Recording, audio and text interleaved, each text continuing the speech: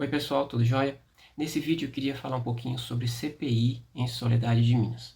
Você já deve ter ouvido falar que está tramitando na Câmara Municipal uma CPI investigando diversas ações da Prefeitura Municipal, o que se soma aí uns 20 objetos de investigação. Bom, eu vou explicar aqui quando isso começou, por que isso começou e o que podemos esperar de tramitação daqui para frente. Para quem acompanha o meu canal aqui, Soledade de Minas e Cidadania, ou para quem acompanha as audiências públicas lá na Câmara Municipal, ou assiste as gravações depois que ficam registradas na rede social da Câmara Municipal, deve estar sabendo que desde o ano passado, lá na audiência pública da LDO, em maio de 2023, eu apresentei informações mostrando que existiam indícios de irregularidades em algumas obras da Prefeitura que estava tendo desperdício de recurso público. E eu recomendei aos vereadores que investigassem aquilo, que solicitassem informações à Prefeitura e que, se essas informações não fossem devidamente apresentadas, que instaurassem ali uma CPI. Essa obra está gerando um prejuízo que não foi calculado, que não foi planejado, e isso sai de outras dotações, de outros empenhos, de outras áreas.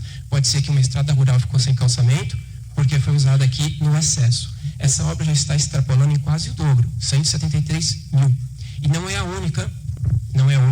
E aqui o que eu queria deixar de apelo neste momento é o seguinte: vocês podem, devem, e eu faço pedido, que verifiquem todos os contratos da Prefeitura para saber tudo o que foi gasto além do contrato inicial, porque tudo gasto além do contrato inicial é prejuízo para a população. E se isso não for possível, se a Prefeitura não entregar isso em uma planilha detalhada, solicito que vocês investiguem ao ponto de que, se necessário, faça uma instauração de uma CPI. A gente precisa saber aonde que está escoando tanto dinheiro e não está indo aonde tem a demanda. Bom, passou-se então mais alguns meses depois disso e chegamos a uma outra audiência pública, a audiência pública da LOA.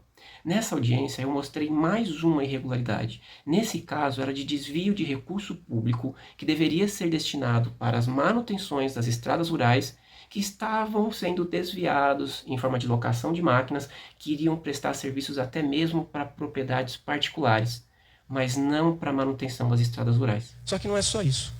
Tem aqui outros serviços de terceiros, pessoa jurídica, R$1.030. No ano passado esse valor era de 1.010. Aumentou um pouquinho, né?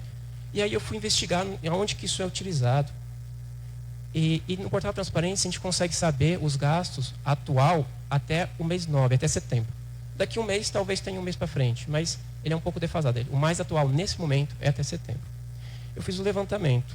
A maior parte desse recurso ele foi empregado em locação de máquina da MAG, em locação de retroescavadeira e locação de caminhão-toco, o que equivale a um caminhão alugado por dia útil do município para trabalhar na manutenção das estradas rurais. Aí eu pergunto, alguém viu isso todos os dias do ano trabalhando nas estradas rurais?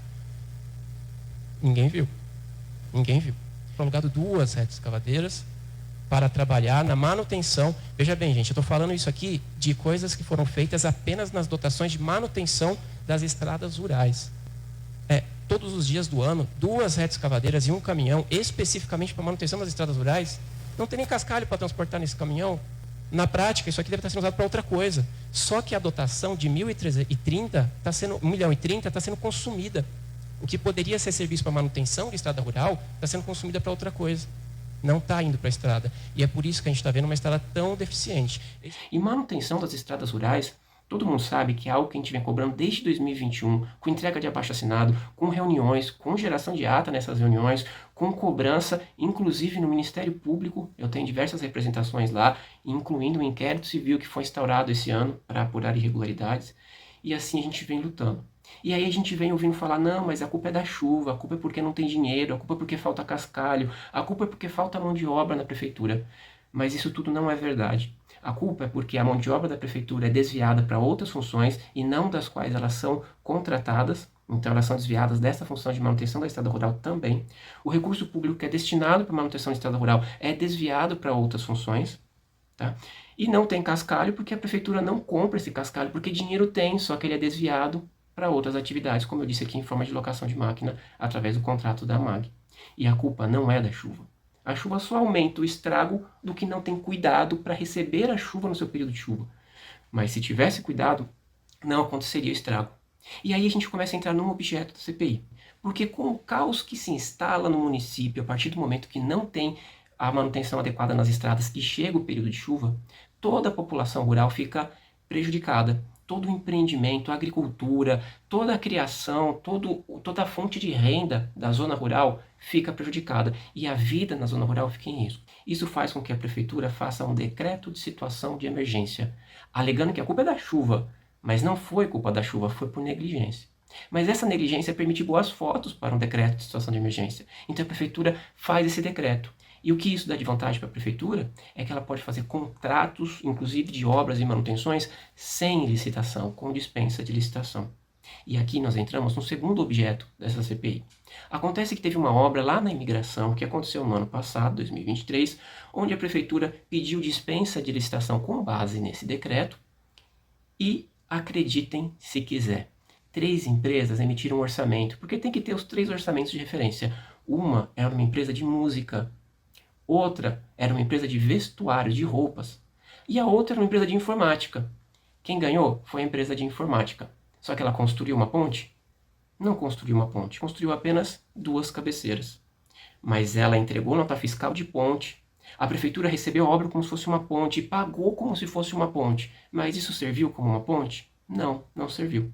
E o que aconteceu depois? A prefeitura conseguiu uns tubulões, colocou no lugar, enterrou todas essas cabeceiras, todo o investimento feito aí que gastou dinheiro público foi enterrado e depois virou aí um aterro em cima desse tubulão e isso se tornou uma ponte. Novamente dinheiro público sendo gasto, dinheiro público sendo jogado fora. Agora o que é mais impressionante, uma empresa de informática pode construir ponte? E uma empresa de música, se ela ganhasse, e a empresa de roupa ia construir com roupa? Gente, isso é indício de que essa licitação, ou melhor, essa dispensa de licitação pode ter sido manipulada.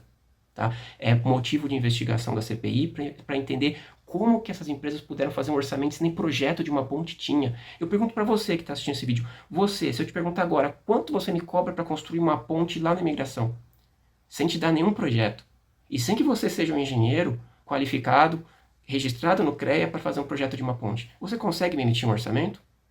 Não, né? Então, como que essas empresas emitiram esse orçamento? Temos que aguardar a CPI para entender. Mas acontece que os indícios são muito graves de irregularidade. Lembrando que isso não aconteceria se não tivesse o decreto. Não teria o decreto se as estradas fossem bem cuidadas. E as estradas seriam bem cuidadas se o dinheiro das estradas não fossem desviados. E é aí que entra, então, esse objeto da MAG também na CPI.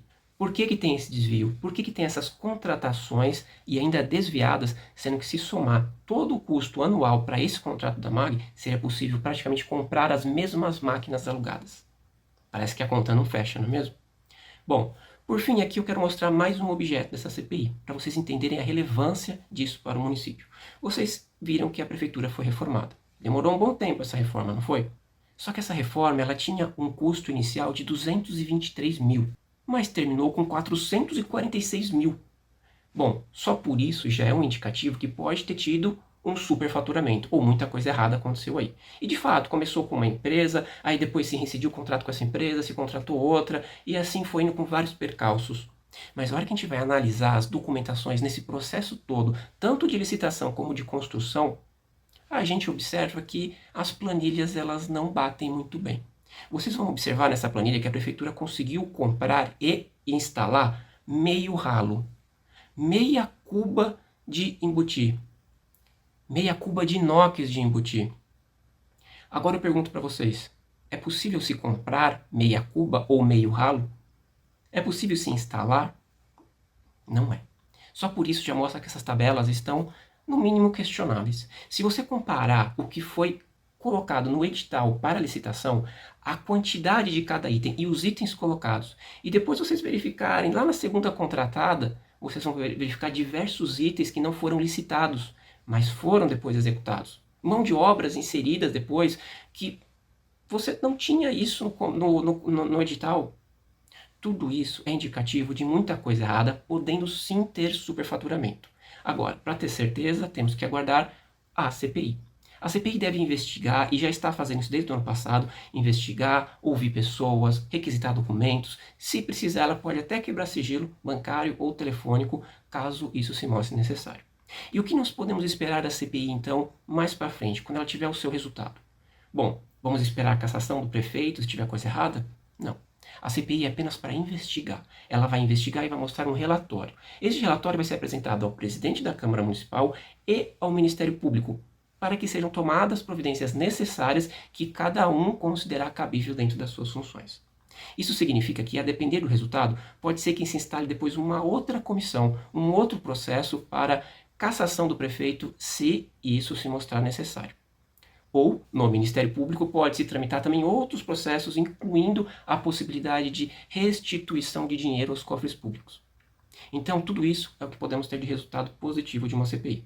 Mas o melhor de tudo, é que quando você fala de caçar o prefeito porque ele fez algo de errado, você está falando de punição. Agora, quando você fala de CPI, você está falando de solução.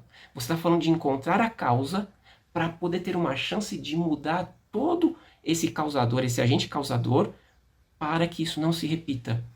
A CPI leva uma evolução, não apenas uma punição. Ela acrescenta muito ao município, e não só em relação ao prefeito. Os servidores que trabalharam nesses processos de licitação, por exemplo, e todos os envolvidos, inclusive essas empresas, como elas foram emitir esse orçamento. Então você começa a ver um envolvimento de muita gente, que isso pode ser muito mais do que eu estou mostrando. Aliás, eu disse que são 20 objetos, aqui eu citei apenas uns 4 ou 5, e temos que aguardar o resultado da CPI. Agora, só para fechar esse vídeo, para vocês entenderem como que ela foi criada. Como eu disse, lá na audiência pública de 29 de maio de 2023, eu expus que se a prefeitura não apresentasse os esclarecimentos necessários, que se buscasse uma CPI. Só que um cidadão não pode colocar uma CPI na Câmara, é prerrogativa exclusiva dos vereadores, e precisa de 3 vereadores para isso. Então, em 20 de novembro de 2023, como os esclarecimentos não vieram, 3 vereadores fizeram assim o requerimento de uma CPI. Esses foram o vereador Maurilinho, o vereador Paulino e o vereador Ataíde. Depois, isso foi lido em reunião, e no dia 23 de novembro foi feito o sorteio para formar a comissão que trabalharia nessa CPI. Sendo essa então formada pela vereadora Naida, pelo vereador Rony e pelo vereador Lindomar. Esses 3 vereadores estão desde então trabalhando na CPI de forma sigilosa, ou seja, as investigações estão acontecendo de forma sigilosa, não podemos ter acesso, mas em algum momento esse sigilo vai ser quebrado, vamos poder acompanhar nos seus mínimos detalhes e eu poderei trazer até mais informação para vocês aqui. Até lá, o que nos resta é torcer para que o trabalho seja bem feito, bem executado e que possamos ter um resultado positivo ao município bem significativo. Então eu fico por aqui e até o próximo vídeo.